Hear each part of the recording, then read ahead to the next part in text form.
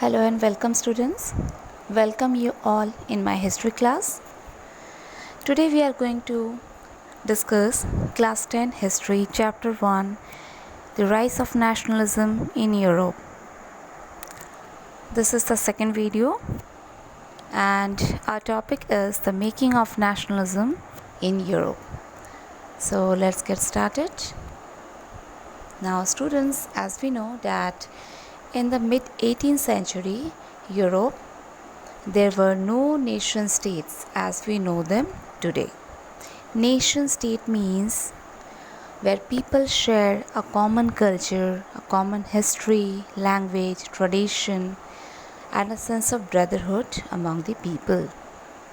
So there were no nation state during that time period as we know them today. And Eastern and Central Europe were under autocratic monarchies, means king's rule, within the territories of which lived diverse people, means there diverse group of people lived, means different ethnic groups or social groups people they lived there, and they did not see themselves as sharing a collective identity or a common culture. Okay, they spoke different languages and they belong to different ethnic groups. They having different culture. They spoke different languages, and their way, their tradition, their living habits, their lifestyle was totally different. They did not share a common culture among them. Often, even they spoke different languages and belonged to different ethnic groups.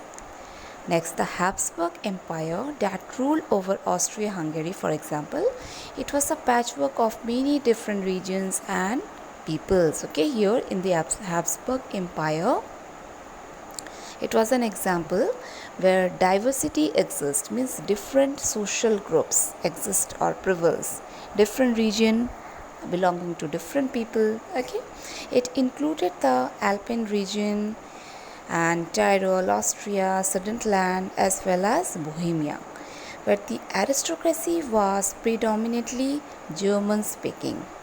Okay, aristocrats, those who were aristocrats means the rich nobles, the high profile, high class person, they were predominantly German speaking people. And it also included the Italian speaking provinces of Lombardy and Venetia. So in this way we will see, children, that there was diversity in Europe. There was no common identity among the people. Okay, they did not share a common culture among the people. They spoke different languages. Their living habits, their lifestyle totally differs. Okay, so the only tie binding this diverse group together was a common allegiance to the emperor. They show a common allegiance to the emperor, but they did not share a common culture among the people. This is the basic difference. Now, how did nationalism and the idea of nation state emerge? Let's see. The aristocracy and the new middle class. Okay, those who were aristocrats means the rich class, and the new middle class, the educated middle class. Socially and politically, a landed aristocracy was the dominant class on the continent. Okay, landed aristocracy, those who were aristocrats having a huge vast amount of land, they were the dominating class on the continent that time period. And the members of this class were united by a common way of life, and they owned states in the countryside, and also they are having the town houses. They spoke French for purposes of diplomacy and in a high society, and their families were often connected by ties of marriage. But with whom? With the rich and powerful family only. As this rich aristocrats, they were quite rich and powerful, so they were marrying to a family who is also a rich aristocrat. Okay, in that family only. Now, this powerful aristocracy was, however, numerically a small group, means this rich aristocrats group, they were in minority. And who were in majority? The majority of the population was made up of the peasantry, means the farmers group. And to the west, the bulk of the land was farmed by the tenants and the small owners, while in the eastern and central Europe, the pattern of landholding was characterized by vast estates which were cultivated by the serf or the labor. Okay. Now, in Western and parts of Central Europe, the growth of industrial production and trade meant the growth of towns and the emergence of commercial classes whose existence was based on production for the market. Industrialization began in England, as we know, in the second half of the 18th century. But in France and parts of German state, it occurred during the 19th century. Industrialization. Okay, after industrialization, what happened, children? Different, totally a modernization of industries, means different industries and factories came to set up, right? And here, in its wake, new social groups came into being, a working class population and middle classes made up of industrialists, businessmen, professionals. And in Central and Eastern Europe, these groups were smaller in number till late 19th century. And it was among the educated liberal middle classes that the ideas of national unity following the abolition of aristocratic privileges gained popularity. So it was among this educated middle classes that the ideas of this national unity following the abolition of aristocratic privileges, means the privileges or the advantages which the aristocrats were getting, it gained popularity, means gradually it started to emerge these ideas. What were the ideas? To abolish the aristocratic privileges and to spread the ideas of national unity. These ideas gained popularity during that time period among the educated liberal middle classes. Next, what did liberal nationalism stand for? Okay, liberal nationalism. Ideas and national unity in early 19th century Europe were closely allied to the ideology of liberalism. Now the term liberalism, it derives from the Latin root liber. Liber means free. For the new middle classes, liberalism stands for freedom for the individual and equality of all before the law. So here, this is the meaning. Actually, the liberalism, it comes from the Latin word liber, which means free. And for the new middle classes, means the educated middle classes, for them liberalism means freedom for individual, means for a person, and equality of all before the law, means everybody is equal before the law. Politically, it emphasizes the concept of government by consent, means they wanted that the government should be there by their own consent. Since the French Revolution, liberalism had stood for the end of autocracy and clerical privileges, a constitution and representative government through parliament.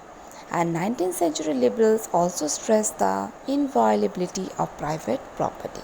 So here we'll see that since the French Revolution, liberalism stood for end of autocracy. Liberalism, it stands for what? To end the autocracy. Okay, that is the autocratic rule of the monarch, and also to end the clerical privileges. And also they wanted a constitution and a representative government through parliament, means they wanted a constitution and a parliament also.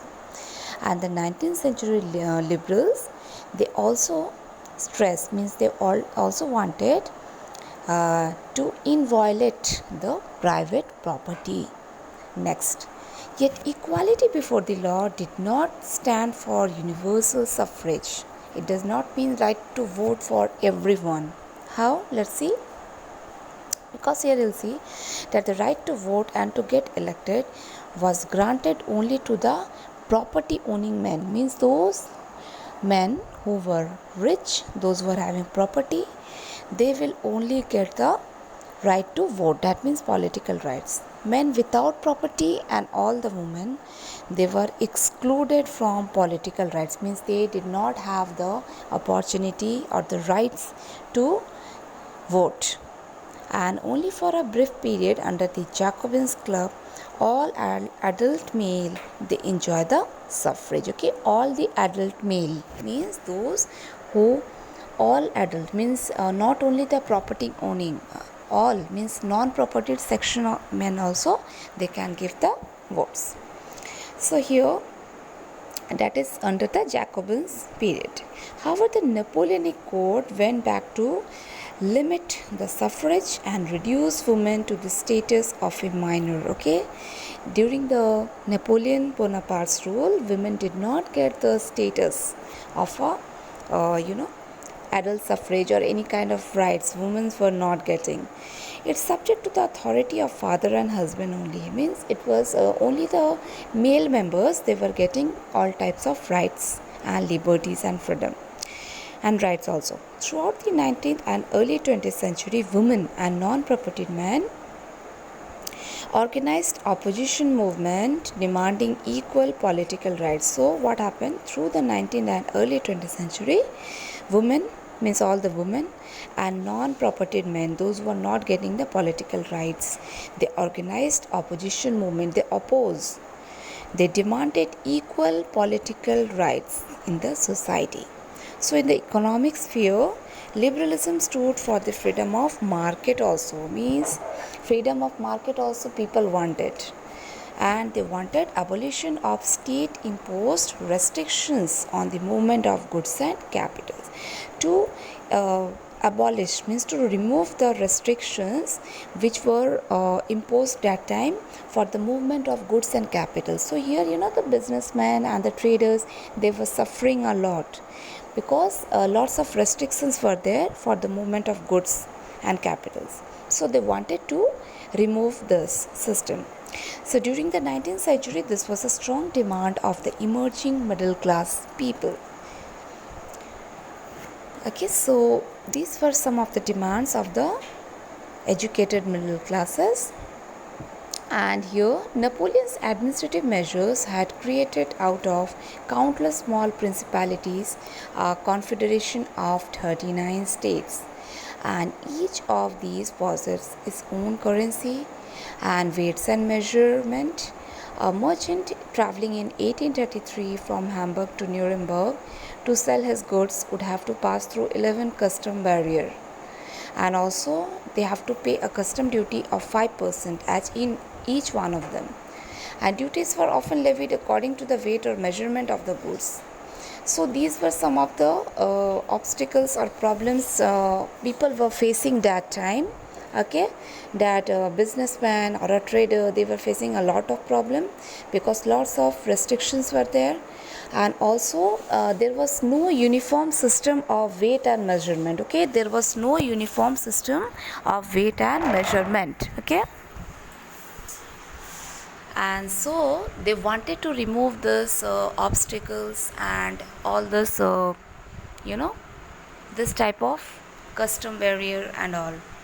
So which was also custom duty of 5% was imposed to them, that also they want to remove. Now duties were often levied according to the weight or measurement of the goods. As each region has its own system of weight and measurement, it was quite time consuming calculation. Time consuming was there, and the measurement was also different. So these some of these problems were sorted out during that time period.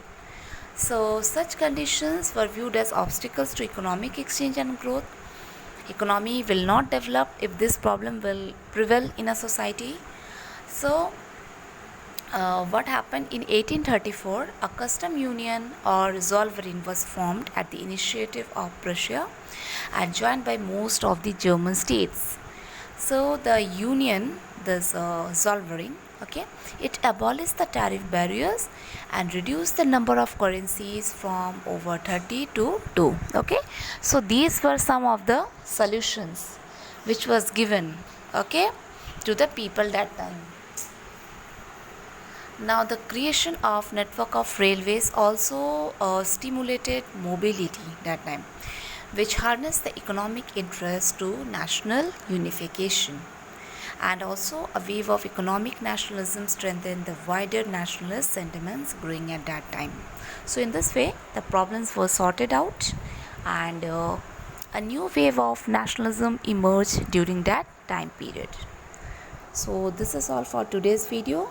In our next video we'll discuss about a new conservatism after 1815. Until then, take care and goodbye children.